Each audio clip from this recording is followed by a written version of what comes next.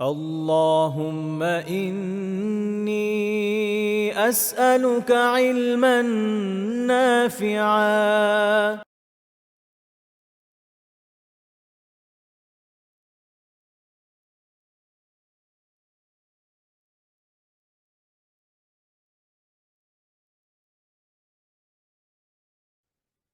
الحمد لله رب العالمين والصلاة والسلام على سيد المرسلين وعلى آله وأصحابه أجمعين. اللهم علمنا ما ينفعنا وارزقنا الإخلاص في القول والعمل.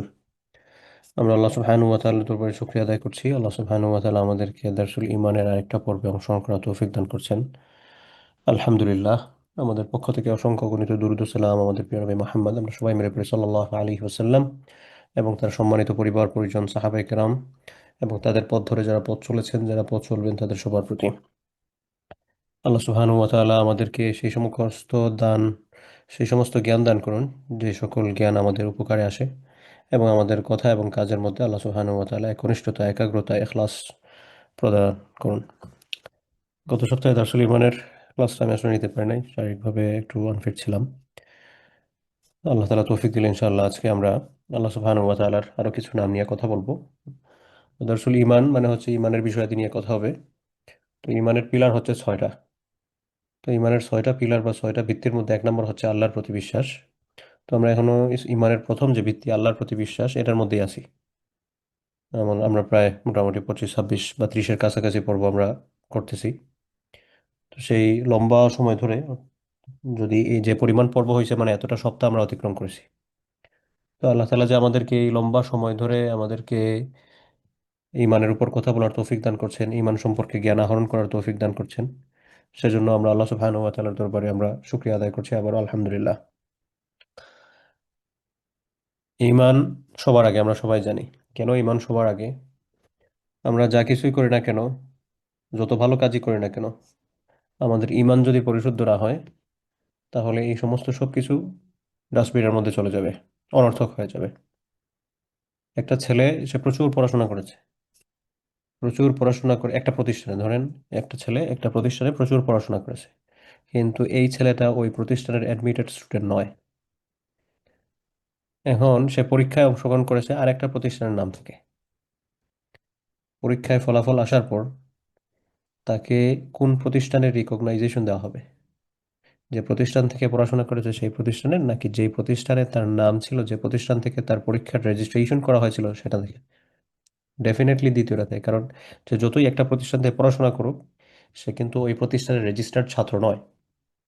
ঠিক ওরকম ভাবে দিনের যে সকল ভালো কাজগুলো আছে, একজন মানুষ যদি দিনের ভালো কাজগুলো করে কিন্তু সে যদি এই দিনের মধ্যে অ্যাডমিটেড একজন না হয়, আল্লাহ সুবহানাহু ওয়া তাআলার ইমানদারদের লিস্টে যদি তার নাম না থাকে, তাহলে যত ভালো কাজই করুক না কেন এই ভালো কাজগুলো গ্রহণযোগ্য হবে না। কারণ যে কোনো কাজের একটা শর্ত থাকে। আপনি একটা জবের অ্যাপ্লিকেশন দিতে গেছেন, এই জবের জন্য তারা একটা ক্রাইটেরিয়া দিবে যে এই ক্রাইটেরিয়া যদি ফুলফিল করা থাকে আপনার, তাহলে আপনি আমাদের এখানে অ্যাপ্লাই করতে পারেন।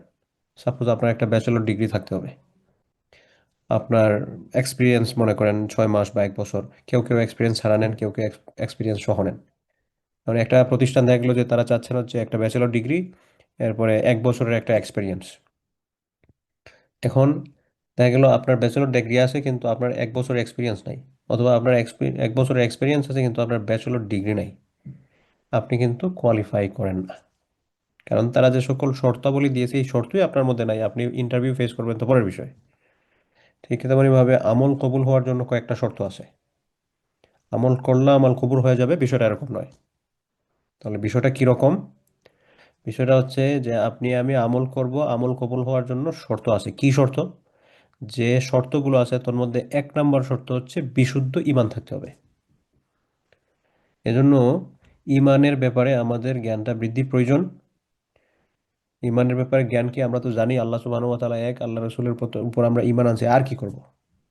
এটাই কিন্তু ঈমানের শেষ কথা নয়, এটা হচ্ছে ঈমানের শুরু কথা। আপনি ঈমানের ইনস্টিটিউটে জাস্ট শুধুমাত্র আপনি ফর্ম ফিল আপ করে অ্যাডমিট হয়েছেন, আপনার অ্যাডমিশন হয়েছে জাস্ট শুধু কালিমার মাধ্যমে, আপনি পা দিয়েছেন, এরপর থেকে ঈমানের বিশাল সাম্রাজ্যে আপনাকে বিচরণ করতে হবে এবং ঈমানকে ভালোভাবে জানতে হবে এবং জেনে সে অনুযায়ী আমল করতে হবে। এবং ইমান যে কি পরিমাণ বিশাল পরিধি নিয়ে বিস্তৃত সেটার একটা ছোট্ট প্রমাণ হচ্ছে, আমরা তো খুবই বেসিক বিষয় নিয়ে আলোচনা করি, আমরা খুব ডিপ স্টাডি করি না। মাদ্রাসায় যেরকমভাবে ডিপ বিষয়াদিগুলো পড়ায় বা ইসলামিক স্টাডিজ ডিপার্টমেন্টে অনার্স মাস্টার্সে যেরকম যে সকল ডিপ বিষয়াদিগুলো পড়ানো হয়, অথবা পিএইচডিতে যে সকল ডিপ বিষয়াদিগুলো রিসার্চ করা হয়, আমরা কিন্তু এগুলোর ধারে কাছেও যাই নাই। Just very basic informations about ইমান, এ সকল বিষয়গুলো আমি আপনাদের সাথে শেয়ার করতেছি। তো এই সকল বিষয়গুলো শেয়ার করতে গিয়েও আমাদের প্রায় 25-26টা পর্ব চলে গেছে। এখন পর্যন্ত আমরা ইমানের যে প্রথম ভিত্তি, এই প্রথম ভিত্তিটাও শেষ করতে পারি নাই। তার মানে এবার বুঝেন ইমানের পরিধিটা কি পরিমাণ বড়। তো যাই হোক, আপনারা লম্বা সময় ধরে ইমানের এই দার্সগুলো নিচ্ছেন আমার কাছ থেকে, জানার চেষ্টা করছেন, আমল করার চেষ্টা করছেন, সেজন্য আল্লাহ সুবহানাহু ওয়া তাআলার কাছে আমি আপনাদের জন্য দোয়া করি, আপনারা আমার জন্য দোয়া করবেন। আল্লাহ সুবহানাহু ওয়া তাআলা যেন আমাদেরকে সেই তৌফিক দান করেন যে আমরা যেন ভালো কিছু শিখতে পারি, ইমানের ব্যাপারে যে সকল সহিহ জিনিসগুলো আছে আমরা এই সকল সহিহ জিনিসগুলো যাতে আমরা জানতে পারি, এবং জেনে সে অনুযায়ী যাতে আমরা আমল করতে পারি। আল্লাহ সুবহানাহু ওয়া তাআলা যাতে আমাদেরকে সেই তৌফিকটা দান করেন। যাই হোক, তো বললাম যে আল্লাহ সুবহানাহু ওয়া তাআলার প্রতি আমাদের বিশ্বাস কেমন হবে সেটা নিয়ে আমরা কথা বলতেছি। তো আল্লাহ সুবহানাহু ওয়া তাআলার প্রতি আমাদের বিশ্বাস কেমন হবে সে ব্যাপারে আল্লাহ সুবহানাহু ওয়া তাআলাকে চিনতে গিয়ে আমরা আল্লাহ সুবহানাহু ওয়া তাআলার একত্ববাদকে, আমরা আরবিতে যেটাকে তাওহীদ বলা হয়, এই তাওহীদকে আমরা তিন ভাগে বিভক্ত করেছিলাম। একটা ছিল হচ্ছে আল্লাহ সুবহানাহু ওয়া তাআলার প্রভুত্বের মধ্যে আমাদের বিশ্বাসগুলো কেমন হওয়া দরকার। আরেকটা হচ্ছে আল্লাহ তাআলার ইবাদত যে আমরা করি, ইবাদতের ক্ষেত্রে আমাদের বিশ্বাসগুলো কেমন হওয়া দরকার। আর তিন নম্বর হচ্ছে আল্লাহ তাআলার কিছু গুণবাচক নাম এবং গুণসমূহ আছে, এই সকল গুণবাচক নাম এবং গুণসমূহ আমাদের জন্য এক একটা বিষয় আল্লাহ তাআলার ডিফাইন করে আমাদের জন্য। তো এই তিন নম্বর যে পয়েন্ট, আল্লাহ তাআলার গুণবাচক নাম এবং গুণসমূহ, এই অধ্যায়টাতে মূলত আমাদের আলোচনা চলতেছিল। আমরা সৌফার আল্লাহ সুবহানাহু ওয়া তাআলার কিছু নাম নিয়ে আলোচনা করা শেষ করছি। আমি যদি ভুল না বলে থাকি, আমরা সম্ভবত 50টা বা 60টা নাম মনে হয় শেষ করছি। 62 পর্যন্ত আমরা শেষ করছি। কত পর্যন্ত ভাই? 62, 62। 62টা, ওকে। তাহলে আল্লাহ সুবহানাহু ওয়া তাআলার 62টা নাম নাম আমরা শেষ করছি।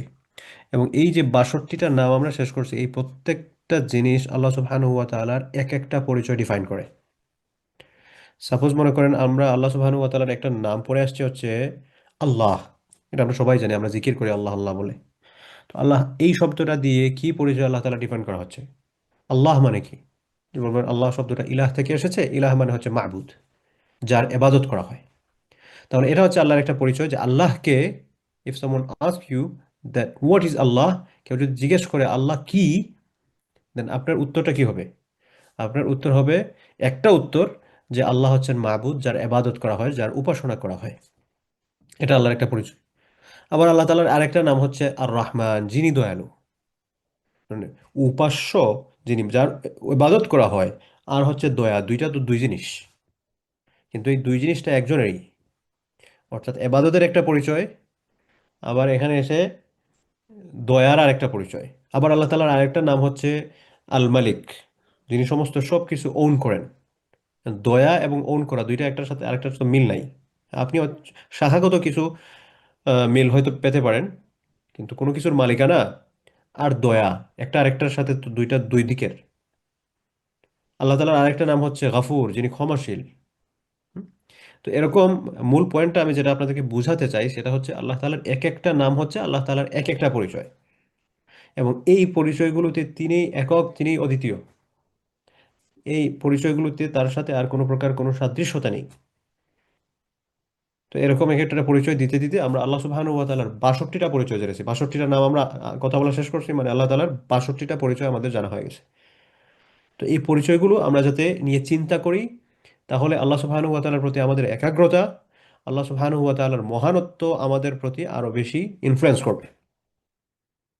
যাই হোক, তো আল্লাহ সুবহানাহু ওয়া তাআলার একটা নাম হচ্ছে আল হাইয়্যু।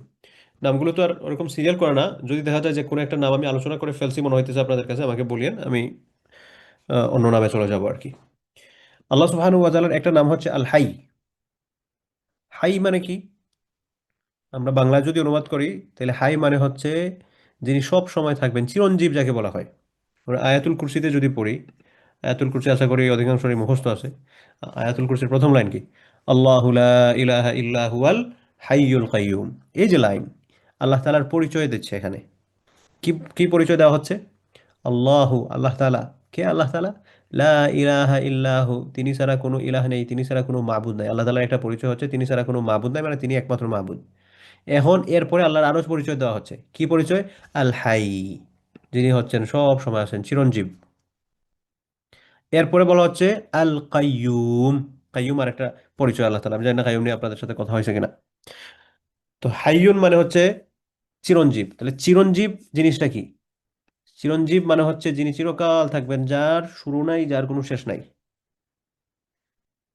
আমি যদি বলি আচ্ছা ঠিক আছে, তিনি সব সময় থাকবেন, তো সব সময় থাকবেন বললে তার মানে হচ্ছে কোনো একটা সময় থেকে তার শুরু হয়েছে। কারণ আচ্ছা ঠিক আছে, তার শেষ হবে না, কিন্তু কোনো একটা জায়গা থেকে তো তার শুরু হয়েছে। এটার উত্তর হচ্ছে যে না, আল্লাহ সুবহানাহু ওয়া তাআলার কোনো একটা জায়গা থেকে শুরু হয় নাই। আমরা শুরু এবং শেষের কথা যখন বলি, তখন আমাদের চিন্তাটা চলে যায় হচ্ছে সময়ের দিকে, যে যেটা আগে হয়েছে এটা হচ্ছে অতীত, যেটা বর্তমানে হচ্ছে এটা হচ্ছে বর্তমান, আর যেটা ভবিষ্যতে হবে এটাকে বলা হয় হচ্ছে ভবিষ্যৎ। মানে ভবিষ্যতে হবে বলতে কি, যেটা পরে হবে, যেটা আগে হয়ে গেছে এটা অতীত, এখন যেটা চলতেছে এটা হচ্ছে বর্তমান, আর পরে যেটা হবে সেটা হচ্ছে ভবিষ্যৎ। এরকম আমাদের চিন্তা থাকে। তো আল্লাহ সুবহানাহু ওয়া তাআলা এই যে সময়ের সার্কেল, আগে যেটা হয়েছে, বর্তমানে যেটা হবে, হচ্ছে, ভবিষ্যতে যেটা হবে, এই যে টাইম সার্কেল, আল্লাহ সুবহানাহু ওয়া তাআলা এই টাইম সার্কেলের ভিতরে না, এই টাইম সার্কেলের বাইরে। এজন্য যে বলা হয় আল্লাহ তাআলার কাছে কোনো অতীত নাই, বর্তমান নাই, ভবিষ্যৎ নাই। কেন নাই? কারণ আল্লাহ সুবহানাহু ওয়া তাআলা সময়ের যে আবরণ যেটা আছে, বা সময়ের যে সার্কেল যেটা আছে, এই সার্কেলের মধ্যে তিনি আবর্তিত নয়। তাহলে আল হাইয়্যু, হাইয়ুন মানে কি? যে আল হাইয়ুন যিনি হচ্ছেন চিরঞ্জীব, সব সময় আছেন, যার কোনো শুরু নাই, যার কোনো শেষ নাই, সব সময় থাকবেন। এরপরে কাইয়ুম। আয়াতুল কুরসির মধ্যে আল্লাহু লা ইলাহা ইল্লা হুয়াল হাইয়্যু আল কাইয়্যুম। হাইয়ুন মানে চিরঞ্জীব, কাইয়ুম মানে কি? কাইয়ুম শব্দের অর্থ হচ্ছে যিনি সুপ্রতিষ্ঠিত, এটা বলতে পারেন। চিরঞ্জীবের পাশাপাশি অর্থই আসে, যিনি সমস্ত সব কিছুর হেফাজত করেন, সমস্ত সব কিছু ধারণ করেন। The one who remains and does no end, সব সময় থাকবেন, কোনো শেষ হবেন না, যার কোনো সমাপ্তির কোনো কথা নাই। এটা হচ্ছে আল হাই এবং আল কাইয়ুম। তাহলে আল্লাহ সুবহানাহু ওয়া তাআলার একটা নাম হলো আল হাইয়ুন, আর একটা নাম হচ্ছে আল কাইয়ুম। দলিল কি? আয়াতুল কুরসি, আল্লাহু লা ইলাহা ইল্লা হুয়াল হাইয়ুল কাইয়ুম। এর অর্থ কি? আল্লাহু লা ইলাহা ইল্লা হু, আল্লাহ ছাড়া কোনো মাবুদ নাই, কোনো ইলাহ নেই। হুয়া, তিনি, আল হাইয়ুন, তিনি হচ্ছেন হাই। হাইয়ুন মানে কি? চিরঞ্জীব, কখনোই তিনি মরবেন না। কখন তার জীবন এই সময়টা থেকে শুরু হয় নাই। আমরা জীবন বলতে যেটা বুঝি, তার ওনার কোনো জীবনই নাই। তিনি আল কাইয়ুম, সুপ্রতিষ্ঠিত, তিনি সুপ্রতিষ্ঠিত ধারক। তাহলে আল্লাহ সুবহানাহু ওয়া তাআলার আরো দুইটা নাম আমাদের জানা হলো, একটা হচ্ছে আল হাই, আর একটা হচ্ছে আল কাইয়ুম। তাহলে এখন যদি প্রশ্ন করি যে হাইয়ুন মানে হাইয়ুন অর্থ কি? হাইয়ুন অর্থ হচ্ছে যিনি চিরঞ্জীব, দ্য লিভিং, সব সময় আছেন, চলমান, যার শুরু নাই, যার শেষ নাই, দ্য এভার লিভিং। এবং কাইয়ুম, কাইয়ুমের ক্ষেত্রে আমরা বলতে পারি হচ্ছে, মনে করেন, সেলফ সাস্টেইনিং, দ্য ইটার্নাল। তো এটা হচ্ছে হাই এবং কাইয়ুম, দুইটা গেল। আল্লাহ সুবহানাহু ওয়া তাআলার আরেকটা নাম হচ্ছে আল ওয়াজিদ। ওয়াজিদ, এটা বিভিন্নভাবে ব্যবহার করার সুযোগ আছে, শব্দমূল অনুসারে আর কি। উজুদ একটা শব্দ আছে, উজুদ, এটা মানে হচ্ছে কোনো কিছুর অস্তিত্ব। আবার আরেকটা হচ্ছে উইজদান, কোনো কিছু পাওয়া। তো ওয়াজিদ মানে হচ্ছে যে এমন একজন যার ভান্ডার কখনো শেষ হয় না, the rich who is never poor. এই পরিমাণ ধনী, তিনি কখনোই গরিব হওয়ার কোনো সম্ভাবনা নেই, যার ভান্ডার শেষের কোনো কোনো প্রকার, এটা সে কখনোই শেষ হবে না। আল্লাহ সুবহানাহু ওয়া তাআলা বলেন তার নিজের পরিচয় দিতে গিয়ে যে তার ভান্ডার কখনোই শেষ হবে। এই যে মনে করেন, আমরা যত বড়ই আমাদের সেভিংস থাকে না কেন, আমরা যদি সেখান থেকে শুধুমাত্র খরচ করেই যাই, সেটা টাকার সেভিংস হোক অথবা অন্য কোনো জিনিসের হোক, সেখান থেকে একটা একটু একটু করে কমতে থাকে, কমতে থাকে, কমতে থাকে, একটা সময় গিয়ে কিন্তু শেষ হবে। কিন্তু এই পৃথিবী হাজার হাজার বছর হয়ে গেছে, শুধুমাত্র এই পৃথিবী না, ইউনিভার্স, এই পুরো ইউনিভার্স হাজার হাজার বছর হয়ে গেছে, এই যে শুরু হয়েছিল, চলছে চলছে চলছে চলছে চলছে, এরকম কি হয়েছে পৃথিবীর মধ্যে খাবার নাই, আর খাবার নাই? কখনোই হয় নাই। আপনি এবার চিন্তা করেন, এই পৃথিবীর মধ্যে যদি আমাদের যে সকল ন্যাচারাল খাদ্যগুলো আমরা পাই, ন্যাচারাল খাদ্যগুলো যদি আমরা না পাইতাম, তাহলে তো আমরা কিভাবে এক্সিস্ট করতাম? আর্টিফিশিয়াল ফুড আসে কোথায়? আর্টিফিশিয়াল ফুডগুলো আসে হচ্ছে ওই ন্যাচারাল ফুড যেগুলো তৈরি হয় সেটার কনসেপ্ট থেকে এটা আসে। সেটার কিছু ম্যাটেরিয়াল সেখানে ইউজ করে, আরো কিছু কেমিক্যাল টেমিক্যাল ইউজ করে, তারপর হচ্ছে আমাদের কাছে প্রেজেন্ট করা হয়। তো এখন আপনি একবার চিন্তা করেন যে পুরা ইউনিভার্সের মধ্যে 1 বছর চাল হয় নাই, নাই, ধান নাই হয়ে গেছে, গম নাই হয়ে গেছে, পানি নাই হয়ে গেছে, আমাদের অবস্থাটা কি হবে জানেন? একটু চিন্তা করেন। আল্লাহ বলেন যে না, ভান্ডার শেষ। Is it possible? নো। আল্লাহ সুবহানাহু ওয়া তাআলা আমাদেরকে, আমরা যতই আল্লাহ তাআলার অবাধ্যতা করি, যতই আমরা গুনাহ করি, এই হাজার হাজার পৃথিবীর, হাজার হাজার বছরের পৃথিবীতে আল্লাহ সুবহানাহু ওয়া তাআলা তার খাদ্য ভাণ্ডার থেকে কখনোই আমাদেরকে কমতি কোনো কিছু দেন নাই। কারণ এটার মধ্যে কোনো প্রকার কোনো কমতি নাই, কোনো কমতি নাই। কারণ তার পরিচয় হচ্ছে অফুরন্ত ভাণ্ডারের অধিকারী, the rich who is never poor. কখনোই তিনি গরিব হবেন না। Al Wajid is richness. আল্লাহ আকবার। তাহলে আল্লাহ সুবহানাহু ওয়া তাআলার একটা নাম হচ্ছে আল ওয়াজিদ। তিনটা গেল, হ্যাঁ? হাইয়ুন গেল একটা, কাইয়ুম গেল একটা, ওয়াজিদ গেল একটা। আল্লাহ সুবহানাহু ওয়া তাআলার আরেকটা নাম হচ্ছে আল মুহিত। মুহিত মেবি আমি আলোচনা করছি, মনে হইতেছে আর কি। মুহিত মানে হচ্ছে যে কোনো কিছু বেষ্টন করে রাখা। বেষ্টন করে রাখা মানে কি? একটা হচ্ছে এটা ক্ষমতার মাধ্যমে বেষ্টিত, আর একটা হচ্ছে দৃষ্টির মাধ্যমে বেষ্টিত। তো আপনি ক্ষমতার মাধ্যমে বেষ্টিত যেটা বলেন, আর দৃষ্টির মাধ্যমে বেষ্টিত যেটা বলেন, অথবা আপনি কাপড় দিয়ে ঘুরে রাখছেন, এটাকে আপনি বেষ্টন বলতেন, যেটাই বলেন না কেন সেটাই আল্লাহ সুবহানাহু ওয়া তাআলার দিকে যাবে। কারণ পৃথিবীর মধ্যে এই পুরো পৃথিবী বলতে আমি ইউনিভার্স মিন করছি। যতবার আমি পৃথিবী বলি না কেন, আপনারা শুধু পৃথিবী নামক গ্রহটা আপনারা মনে করবেন না, পুরো ইউনিভার্স মনে করবেন, পুরা দুনিয়া। তো এই যে পুরা দুনিয়া, এই পুরা দুনিয়া বেষ্টিত কিসের মাধ্যমে? সেটা আল্লাহ তাআলার জ্ঞানের মাধ্যমে বলেন, ইলমের মাধ্যমে বলেন, ক্ষমতা বা কুদরতের মাধ্যমে বলেন, তার রহমতের মাধ্যমে বলেন, সমস্ত সব কিছু এই পুরা দুনিয়ার মধ্যে যা কিছু আছে, সমস্ত সব কিছু আল্লাহ তাআলার রহমত, ক্ষমতা, জ্ঞান সব কিছু দ্বারা বেষ্টিত। আল্লাহ সুবহানাহু ওয়া তাআলা বলেছেন ওয়া কানা আল্লাহু বিকুল্লি শাইইন মুহীতা। আল্লাহ সুবহানাহু ওয়া তাআলা ওয়া কানা আল্লাহ তাআলা তার ব্যাপারে কথা বলতে গিয়ে বলছেন বিকুল্লি শাইইন, কোনো জিনিস মিস নাই। আপনি বলবেন যে না, আমরা এক একজন পৃথিবীর এক এক প্রান্তে বসে আছি, এখানে আমার একটা মোবাইল আছে চিপা দিয়ে, এটা কি আল্লাহর নজরে আসেনি? এই টেবিলের নিচে নিয়ে হালকা ছোট একটা জিনিস, এটা কি আল্লাহ বেষ্টন করে রাখছেন? আল্লাহ তাআলা এটার উত্তর দিয়েছেন ওয়া কানা আল্লাহ তাআলা বিকুল্লি শাইইন। কুল্লু শাইইন মানে কি? প্রত্যেকটা, এভরি ইন্ডিভিজুয়াল এলিমেন্ট, প্রত্যেকটা, সেটা ছোট হোক সেটা বড় হোক। আপনি যেখানে বসে আছেন, আশেপাশে তাকান, তাকায় দেখেন সবচেয়ে ছোট কি আছে আপনার পাশে? সবচেয়ে ছোট কি আছে? আমি আমার পাশে থাকে, সবচেয়ে ছোট কি দেখতেছি? একটা আতরের শিশির বোতল আমার নজরে পড়ছে এখন। তা আমি কি মনে, এটা আল্লাহ তাআলার রহমত বলেন, জ্ঞান বলেন, এটা দ্বারা কি বেষ্টিত? আল্লাহ তাআলা কি জানেন এখানে চিপার মধ্যে একটা ছোট আতরের বোতল আছে? জানেন আল্লাহ তাআলা। আপনার পাশে যে ছোট জিনিসটা আছে, সেই ছোট থেকে ছোট, ক্ষুদ্র থেকে ক্ষুদ্র যে জিনিসটা আছে, আল্লাহ সুবহানাহু ওয়া তাআলা সেটাও দেখতেছেন। সেটা তার ক্ষমতার মধ্যে এখন মনে করবো যে না, এটা এখান থেকে ফালাই দিব, আল্লাহ তাআলার সেই ক্ষমতা আছে কিনা? অবশ্যই আছে। এজন্যই এটা আল্লাহ তাআলার জ্ঞানে বলেন, আল্লাহ তাআলার ক্ষমতায় বলেন, আল্লাহ তাআলার রহমত বলেন, সমস্ত সব কিছুর মাধ্যমে বেষ্টিত। এমনকি আল্লাহ তাআলা যদি গজব দিতে চান, সেটাও আল্লাহ তাআলার ক্ষমতার অধীনে, যেটাই বলবেন সেটাই। এজন্য আল্লাহ সুবহানাহু ওয়া তাআলা তার ক্ষমতার পরিচয় দিতে গিয়ে বলেছেন ওয়া কানা আল্লাহু বিকুল্লি শাইইন। আল্লাহ সুবহানাহু ওয়া তাআলা প্রত্যেকটা বিষয় সম্পর্কে, তোমরা মনে করো না যে আল্লাহ তাআলা এটা সম্পর্কে খবর আছে, ওইটা সম্পর্কে বেখবর না ভাই। আমাদের বৈশিষ্ট্য হচ্ছে কি, আমরা যখন ফোকাস করি একদিক দিয়ে ফোকাস করি, আরেক দিকে কি চলতেছে অনেক সময় আমাদের ফোকাস করার সুযোগ থাকে না। আমরা অনেক সময় বলি যে পিছন দিয়ে হাতি চলে যায়, সামনে দিয়ে মশা দিলে ধরে ফেলতে পারে। হ্যাঁ, সামনে দিয়ে মশা গেলে ধরে, আর পিছন দিক দিয়ে হাতি চলে যায় সেটা ধরতে পারে না। এটা মেটাফরিক সেন্টেন্স। মানে হচ্ছে তার ক্ষতি হচ্ছে সামন দিক দিয়ে অল্প কিছু হইলেই সেটা সাথে ধরে, পিছন দিক দিয়ে আরেকজন না দেখা কি করে নিজে, সেটার দিকে কোনো খরচ নাই। আল্লাহ সুবহানাহু ওয়া তাআলা এমন নয়। সামনের মশা বলেন আর পিছনের হাতি বলেন, আর সামনের হাতি বলেন আর পিছনের মশা বলেন, যাই বলেন না কেন, ওয়া কানা আল্লাহু বিকুল্লি শাইইন মুহীতা। আল্লাহ সুবহানাহু ওয়া তাআলা প্রত্যেকটা সূক্ষ্ম থেকে ছোট, ছোট থেকে ছোট, বড় থেকে বড়, মাঝারি থেকে যাই যে সাইজের বলেন না কেন, সমস্ত সব কিছু পরিবেষ্টনকারী। এটা হচ্ছে আল্লাহ সুবহানাহু ওয়া তাআলার একটা পরিচয়, আল মুহীত। তাহলে মুহীত মানে কি?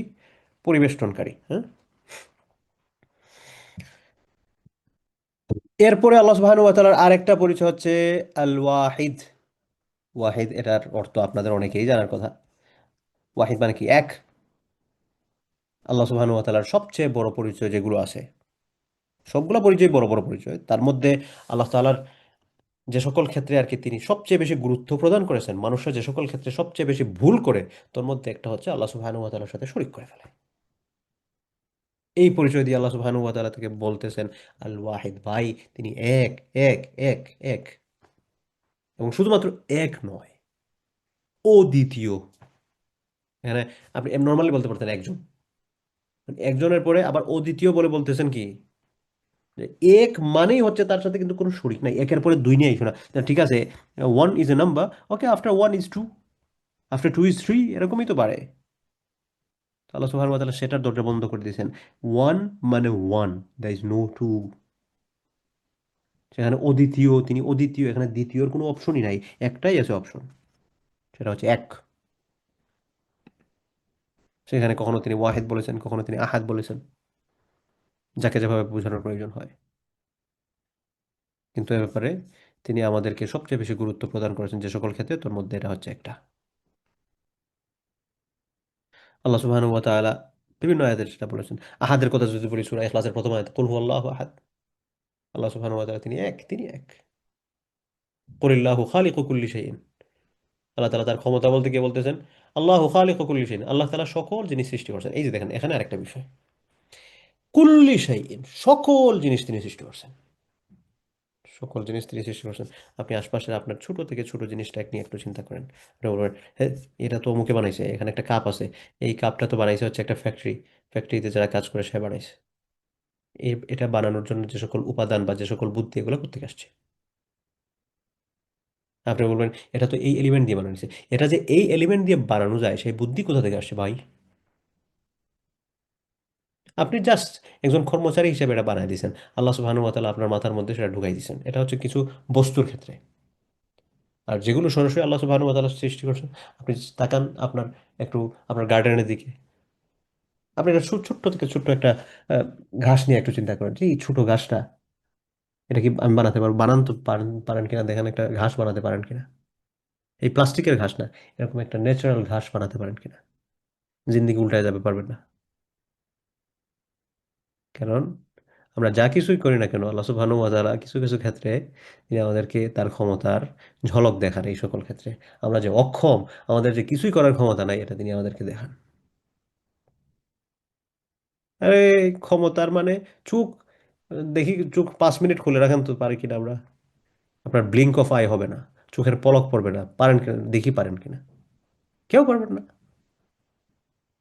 আমাদের তুমি চোখের পলক না ফালায় 5 মিনিট থাকতে পারো না, আর হ্যান করেঙ্গা ত্যান করেঙ্গা, এই করিব সেই করিব, তুমি নিজেকে কি মনে করো? তো এগুলো হচ্ছে আমাদের জন্য আসলে এক একটা রিমাইন্ডার। আল্লাহ তালা আমাদেরকে আমরা যখন এটা নিজেকে রিয়েলাইজ করাতে পারবো যে we are nothing, nothing means nothing, আমরা কিচ্ছু না, এবং এটাই চিরন্তন সত্য। আপনি যখন নিজেকে কিচ্ছু না মনে করবেন, তখন থেকেই আপনি দিনের ক্ষেত্রে সফলতা পেতে থাকবেন একটার পর একটা।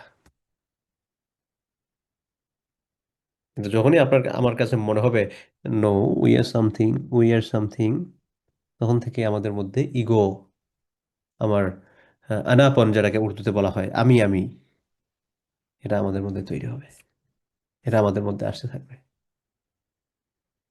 এজন্য আপনি তাওহীদকে ভালোভাবে বুঝতে হলে, আপনি যত ভালোভাবে তাওহীদকে বুঝবেন, তত আপনার কাছ থেকে ইগো চলে যাবে। আপনি আল্লাহর এক একটা পরিচয় যত ভালোভাবে বুঝবেন, তত আপনার অহংকার কমে যাবে। আপনি যত ভালো করে ইমানের এক একটা শাখা উপশাখাগুলো যত ভালো করে হৃদয়ঙ্গম করবেন, তত আপনি নিজেকে বিনয়ী করতে পারবেন। আর আপনি যখন বিনয়ী হবেন, আল্লাহর জন্য যখন বিনয়ী হবেন তখন আপনার সফলতা কেউ আটকাতে পারবে না। আল্লাহ রাসূল সাল্লাল্লাহু আলাইহি ওয়াসাল্লাম বলেছেন, মান তাওয়াদা লিল্লাহ রাফাআহুল্লাহ, যে আল্লাহর জন্য বিনয়ী হয় আল্লাহ সুবহানাহু ওয়া তাআলা তাকে উঠায় দেন। আমরা সবাই জীবনে সফলতা চাই, কেউ আনসাকসেসফুল থাকতে চায় না। সফলতার রাস্তা জানতে হবে।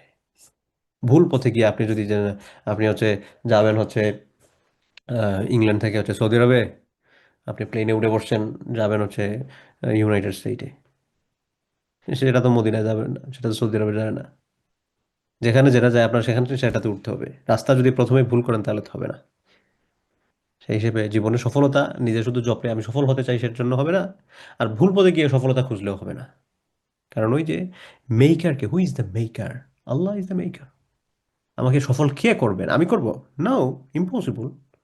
আমি নিজেকে সফল করতে পারি না। আমি সর্বোচ্চ আমি আমার চেষ্টা করতে পারি টু ক্রিয়েট দ্য রিজন। আল্লাহ তাআলা যে বলেছেন তার উপর ভরসা করো, ভরসার পদ্ধতি কি? যে তুমি একটা কিছু করবে, তারপর তার উপর ভরসা করবে, এটার মাধ্যমে তিনি তোমাকে সফল করাই দিবেন। বা এটা যদি তোমার জন্য ঠিকঠাক থাকে, আল্লাহ সুবহানাহু ওয়া তাআলা তোমাকে এটার উপর দিয়ে তোমাকে পার করে দিবেন। তাই বলে এটা আল্লাহ তাআলা ওসিলা হিসেবে নিতেছেন, তার ক্ষমতায় ছিল না, এরকম না। এটা দুনিয়ার ভারসাম্যতা রক্ষা করার জন্য দিয়েছেন। যাই হোক, তো এক কথা থেকে অন্য কথায় চলে যাচ্ছি। তো আল্লাহ সুবহানাহু ওয়া তাআলা তার একত্বের পরিচয় দিতে গিয়ে বলছেন, আল্লাহু খালিকু কুল্লি শাইইন, আল্লাহ তাআলা সমস্ত সব কিছু সৃষ্টি করেছেন, ওয়া হুয়াল ওয়াহিদ, তিনি এক, তিনি অদ্বিতীয়। আল কাহ্হার, তিনি হচ্ছেন সব কিছুর ক্ষমতা রাখেন, ক্ষমতাধর, সুপার পাওয়ারের অধিকারী। তার চেয়ে বেশি পাওয়ার আর কেউ নাই, কেউ নাই। তিনি বলেন, ইদা আরাদা শাইআন আন ইয়াকুলা লাহু কুন, উনার যখন কোনো কিছু ইচ্ছা হয় তিনি বলেন হও। আল্লাহ তাআলা যখন বললেন হও, রেজাল্ট কি? ফায়াকুন, সাথে সাথে হয়ে যায়। বলছেন হও, হয়ে গেছে। আল্লাহু আকবার। তো এই যে আল্লাহ সুবহানাহু ওয়া তাআলার একটা নাম, যে নাম থেকে গেছিলাম, ওয়াহিদ। ওয়াহিদ মানে এক বা একক, অদ্বিতীয়, হুম? যার কোনো শরিক নাই, পার্টনার নাই। এরপরে আল্লাহ সুবহানাহু ওয়া তাআলার আরেকটা নাম হচ্ছে আস-সামাদ। সামাদ নিয়ে মনে কথা বলছি। সামাদ, আল্লাহ সুবহানাহু ওয়া তাআলার সূরা ইখলাসের মধ্যে তিনি পরিচয় দিয়েছেন, আল্লাহুস সামাদ। সূরা ইখলাসের ব্যাপারে একটা বলা হচ্ছে যে কেউ যদি তাওহীদ জানতে চায়, আল্লাহর সম্পর্কে সংক্ষেপে জানতে চায়, যে সকল বিষয় থেকে জানা যাবে, একটা হচ্ছে সূরা ইখলাস, আরেকটা হচ্ছে আয়াতুল কুরসি, আর একটা হচ্ছে সূরা হাশরের শেষের যে 3 আয়াত আছে, এগুলোর মধ্যে আল্লাহ সুবহানাহু ওয়া তাআলা নিজের পরিচয় সংক্ষেপে সংক্ষেপে সংক্ষেপে বলেছেন, এক একটা শব্দ দিয়ে এক একটা অর্থ বুঝাইছেন। যেমন সূরা ইখলাসের 2য় আয়াত হচ্ছে আল্লাহুস সামাদ, আল্লাহকে বলে আল্লাহ হচ্ছেন সামাদ। সামাদ কি জিনিস? যিনি কোনো কিছু নিড করেন না, যার কোনো কিছুর জরুরি না, যিনি হচ্ছেন ইটারনাল, পারফেক্ট। সহজ বাংলায় যদি আমরা বুঝাতে, সমাদ বলতে কি? যিনি কখনো মুখাপেক্ষী হন না, অমুখাপেক্ষী। কখনোই তিনি অমুখাপেক্ষী হন। কোনো কিছুর যে, না আমি এখন মনে করেন আমি একটা জিনিস বানাবো, একটা ইলেকট্রিক কার বানাবো, সাপোজ একটা খেলনার ইলেকট্রিক গাড়ি বানাবো, চিন্তা বাচ্চাদের জন্য। আমার কি দরকার হবে? আমি যদি প্লাস্টিকের গাড়ি বানাই, আমার প্লাস্টিক লাগবে, আমার ইলেকট্রিক তার লাগবে, আমার এটা যেহেতু চার্জের মাধ্যমে চলবে, তাহলে ব্যাটারি সেট করতে হবে যেটার মধ্যে চার্জ হবে। হুম, আরো অনেক কিছু লাগবে, ছোট ছোট চাকা লাগবে। তার মানে একটা গাড়ি বানানোর জন্য যে সকল এলিমেন্ট আমার দরকার, এই সকল এলিমেন্টের ক্ষেত্রে আমি এই সকল বিষয়াদির প্রতি মুখাপেক্ষী। আল্লাহ সুবহানাহু ওয়া তাআলা এই পৃথিবীর সব, এই দুনিয়ার সমস্ত সব কিছু তিনি সৃষ্টি করেছেন, আর এই জিনিসটা দিয়ে তিনি ওই জিনিসটা বানিয়েছেন এরকম না। তিনি প্রত্যেকটা জিনিস তিনি সৃষ্টি করেছেন, সৃষ্টি করে করে তারপর একটা আরেকটাকে দিয়ে বানিয়েছেন। আল্লাহ আকবার। তিনি হচ্ছেন সামাদ, অমুখাপেক্ষী। আল্লাহ আকবার।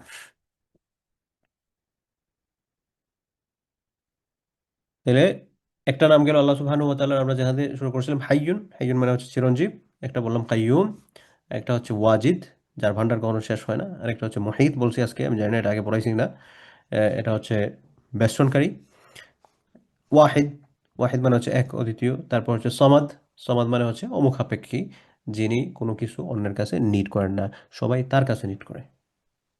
The master who is relied আপন in matters and devoted to in once needs.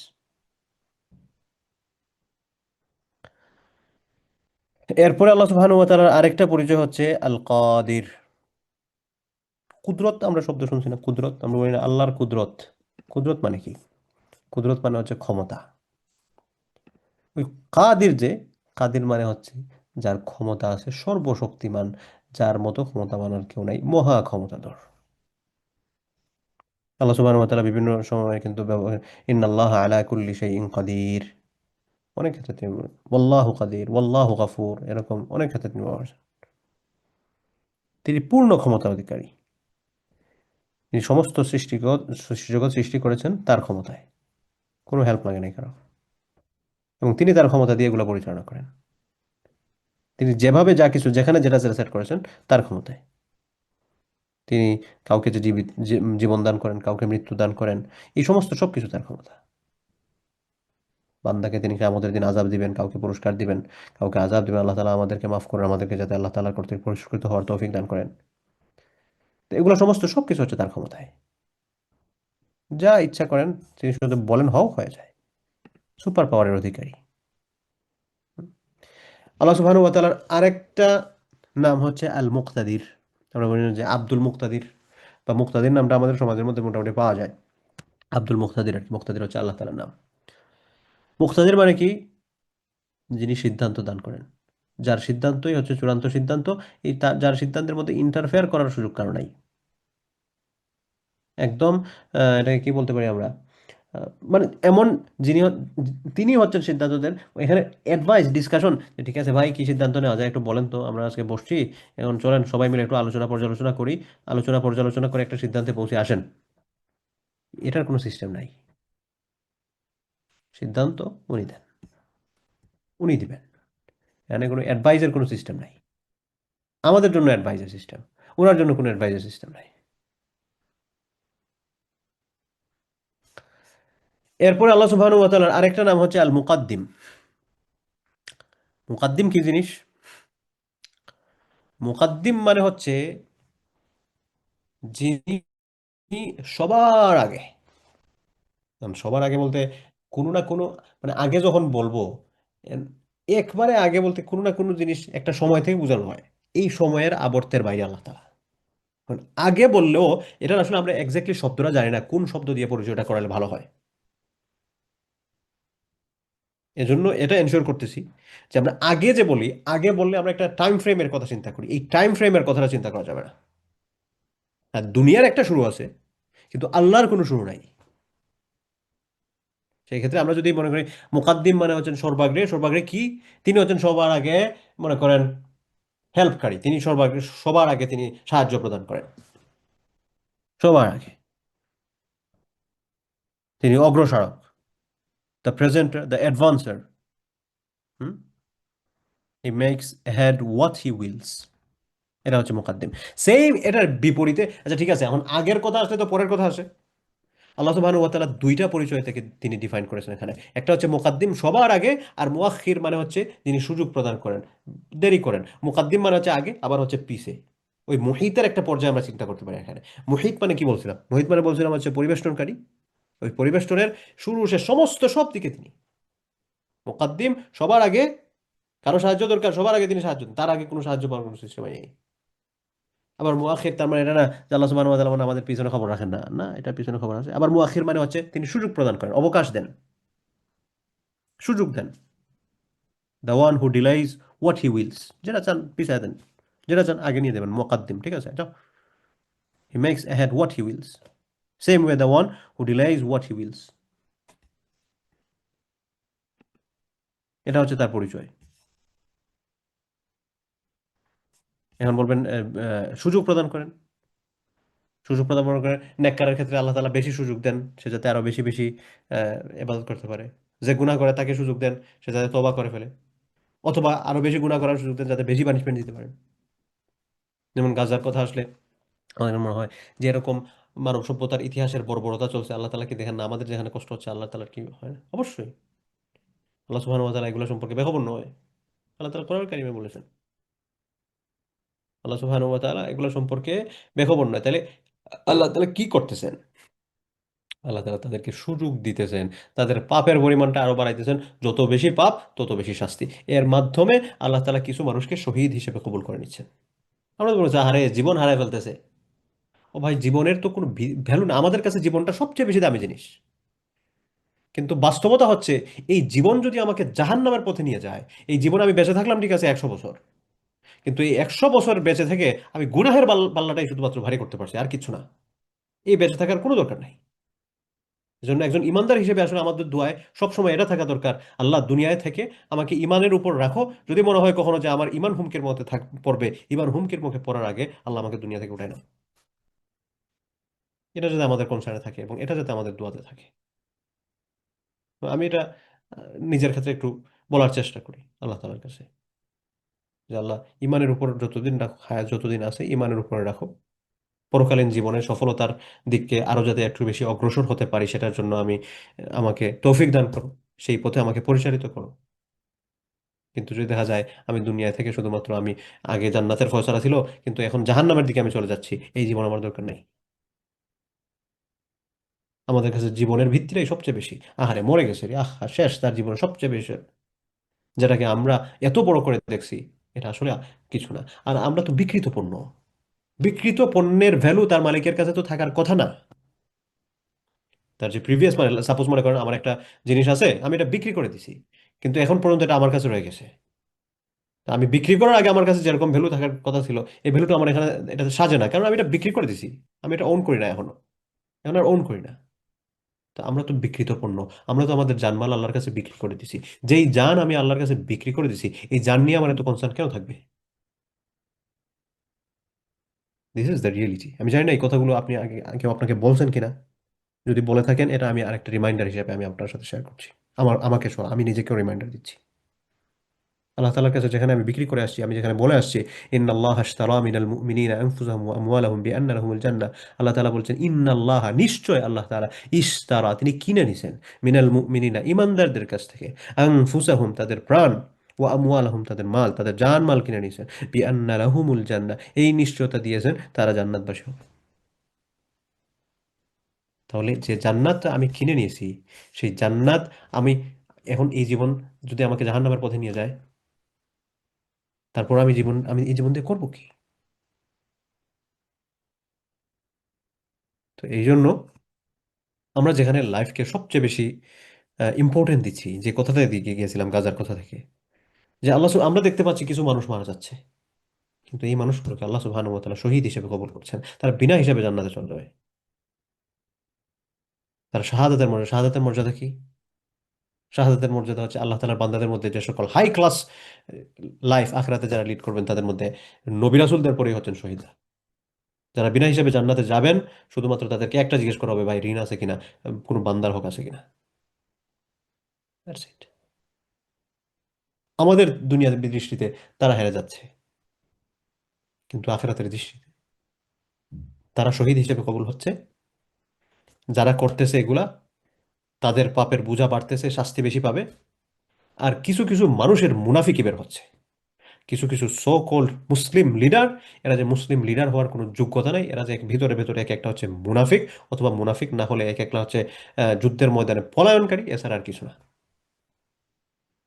আপনি ইসলামের বিধিবিধানের ক্ষেত্রে যদি বড় বড় গুনাহের কথা চিন্তা করেন, এক নম্বরে আসবে শিরক। শিরিক কুফুরের পর এরপরে হচ্ছে মানুষ হত্যা করা। এরপরে এই এই লেভেলের যে সকল জিনিস আসে সেটা হচ্ছে আপনি আল্লাহর রাস্তায় লড়াই করা থেকে পিছপা হওয়া, পালায় যাওয়া। আজকে আমরা এত এত মুসলমান, এই পৃথিবীতে যদি 700 কোটি মানুষ হয়, তাহলে 200 কোটি আছে মুসলমান। বাংলাদেশের বর্তমান জাতীয় মসজিদের যিনি খতিব, অনেক বড় আলেম, মুফতি আব্দুল মালিক সাহেব, খুব সুন্দর একটা কথা বলছেন আজকে দেখলাম, যে এই গাজার পাশে অনেকগুলা দেশ, অনেকগুলা দেশ আশপাশে। কি কি দেশ? সৌদি আরবের একটা কর্নার পাইছে, আমি নিজে এই এলাকাগুলো সফর করে আসছি। সৌদি আরবও মাজুর অপারগ, মিশরও মাজুর, কিছু করতে পারে, জর্ডানও মাজুর, সবাই মাজুর, কেউ পারছে না পাশে দাঁড়াতে। অথচ মূলত কেউই মাজুর নয়, বরং প্রত্যেকের কাছেই শক্তি সামর্থ্য আছে, একটা পাওয়ার নাই। কি পাওয়ার? নেই কেবল ইমানি শক্তি, নেই আল্লাহর বান্দাদের প্রতি। মুসলমান, কালকে আমি দারসুল হাদিসে পড়াইছিলাম যে মুসলমান হচ্ছে একটা দেহের মতো হবে। কিরকম? আপনার পায়ে ব্যথা করে, আপনি সেটা বলেন না পায়ে ব্যথা করে, এটা ইগনোর। পায়ে ব্যথা করে, মাথায় তো আর ব্যথা করে নেই, ছেড়ে দিব। কেউ ছাড়ি না আমরা। কানে ব্যথা, আরে দূর, কানে ব্যথা কত দিকে কত ব্যথা আসে, কানে ব্যথা মাথায় তো আর ব্যথা করে নেই, ছেড়ে দেবো, কেউ ছাড়ি না আমরা। কানে ব্যথা হলেও আমরা এটার জন্য চিকিৎসা নেই, পায়ে ব্যথা হলেও আমরা এটার জন্য চিকিৎসা নেই, পেটে ব্যথা হলেও আমরা এটার জন্য চিকিৎসা নেই। আমার শরীরের যেই অংশের মধ্যেই সেটা ব্যথা অনুভব হোক না কেন, আমার পুরো শরীরের মধ্যে ব্যথা অনুভব হয়। আল্লাহ রসুল বলে গেছেন মুমিনরা হচ্ছে এক দেহের মতো। তাহলে আজকে গাজার ভাইয়েরা সেখানে নির্যাতিত হয়, আমার শরীরে আমি ফিল করি না সেটা, আমার মধ্যে কোনো ফিলিংস নাই, আমি যা শুধুমাত্র ফেসবুকের মধ্যে আর টুইটারে আর ইনস্টাগ্রামে আর টিকটকে এগুলো দেখে একটা স্যাড রিয়াক্ট দিয়ে আমার দায়িত্ব শেষ। আমি জাস্ট বসে বসে ঠিক আছে, এটা কি একটা দেহ?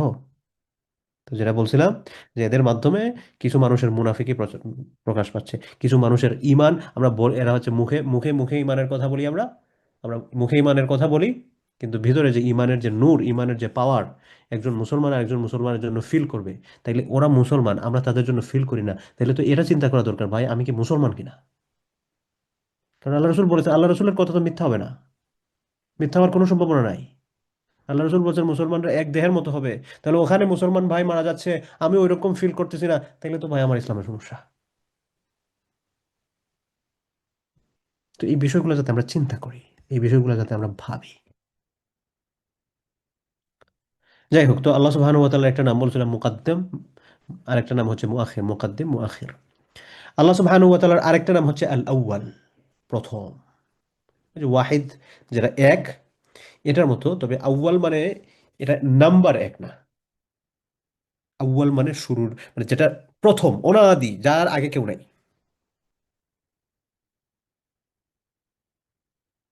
আরেকটা পরিচয় আমরা বলতে পারি সহজ কথা, যার মানে যার অস্তিত্ব কোনো শুরু ছাড়াই, the one whose existence is without a beginning.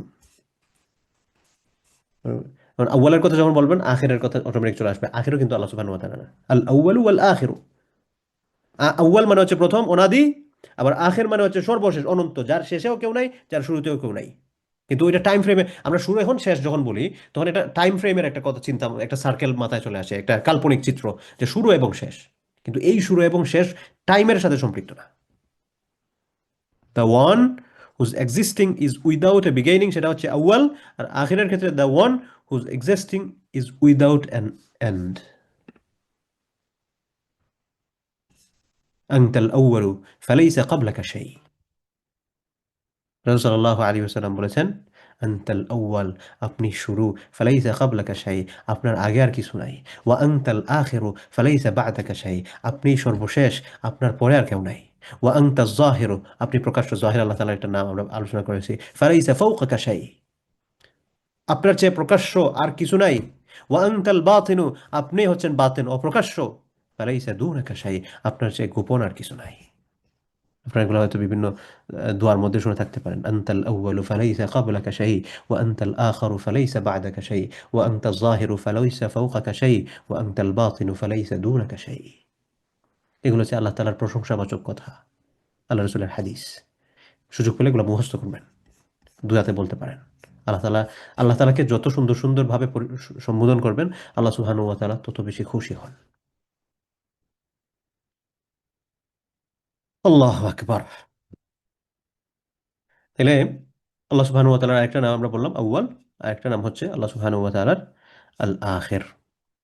আজকে আমরা মোটামুটি কয়টা নাম আলোচনা করলাম, যদি একটু, হাইয়ুন একটা বললাম, কাইয়ুম একটা বললাম, ওয়াজিদ একটা বললাম, মুহীত একটা বললাম, ওয়াহিদ একটা বললাম, সমাদ একটা বললাম, কাদির একটা বললাম, মুক্তাদির একটা বললাম, মুকাদ্দিম বললাম, মুআখির বললাম, আল আউয়াল বললাম, আল আখির বললাম, ইন টোটাল 12 নেমস। আমরা আজকে 12টা নাম আল্লাহ সুবহানাহু ওয়া তাআলার কথা বললাম।